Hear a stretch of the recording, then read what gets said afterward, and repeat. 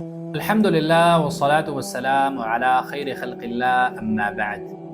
زما ډیرو محترم ورونو، دین اسلام چې دی هغه ډیر زیات زور ورکړی دی په طهارت او پاکوالي د بدنونو باندې، او دغه شان دی په طهارت او پاکوالي د زړونو باندې. او د زړونو طهارت او پاکوالی چې دی دا غوره او اولا ګرځولی دی د طهارت او پاکوالي د بدنونو نه. الله سبحانه وتعالى فرمایي: يوم لا ينفع مال ولا بنون إلا من أتى الله بقلب سليم. هغه ورځ باندې انسان ته فایده نه ورکوي مال او اولاد. څه شی ته فایده ورکوي دغه انسان ته ورځ د قیامت باندې؟ إلا من أتى الله بقلب سليم، مګر هغه چې راشي الله سبحانه وتعالى ته روغ زړه باندې. د زړه د مرضونو یو مرض چې دی محترم ورونو هغه حسد دی، او حسد ویل کېږي دې ته چې یو انسان هغه راپاڅېږي او بل انسان چې هغې ته الله سبحانه وتعالی یو نعمت ورکړی دی، مال یې ورکړی دی، هغه ته علم ورکړی دی، نو دا ورسره کینه شروع کړي او دا وایي چې ولې الله سبحانه وتعالی دې ته دا نعمت ورکړی دی، په دې باندې دا خفه کېږي او ده ته زور ورکوي دا او د دې زوال غواړي چې الله سبحانه وتعالی د انسان نه دغه نعمت واخلي، او همیشه به دې کوشش کوي. دې ته ویل کېږي حسد، او دا د زړه د مرضونو نه یو مرض دی. نبی کریم صلی الله علیه وسلم فرمایلی دي: ایاکم والحسد، ځان وساتئ د حسد نه، فإن الحسد یأکل الحسنات کما تأکل النار الحطب. یقینا دا حسد چې دی دا د انسان نیکی داسې خوري لکه څرنګه چې اور هغه لرګي خوري. نو نبی کریم صلی الله علیه وسلم مثال د حسد چې دی هغه د اور سره ورک. اور چې څنګه د لرګي خوري او ایره کوي، دغه رنګې دا حسد چې دی د انسان نیک عملونه هم دغه شان ایره کوي او ختموي. دا ډیر یو بد عمل دی، او دا حسد چې دی دا د یهودو د صفاتو نه یو صفت دی.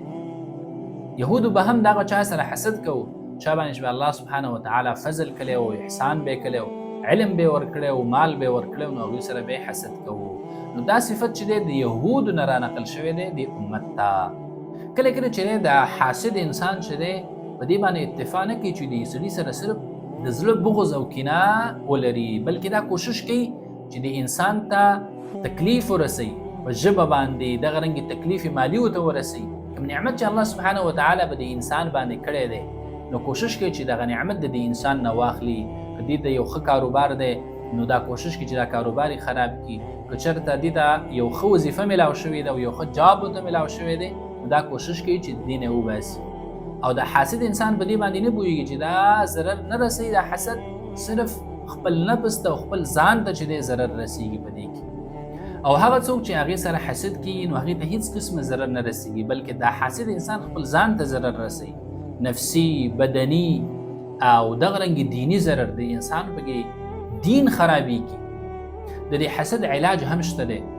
موږ تاسو ټول له پکار دی چې موږ الله سبحانه وتعالی نه دعا وغواړو، او همیشه چې دی په اخرني 3 صورتونه دي په هغې باندې ځان دم کړو، او دغه رنګې د سبا او بېګا اذکار ووایو او صدقه ورکو، یو چا سره احسان وکړو.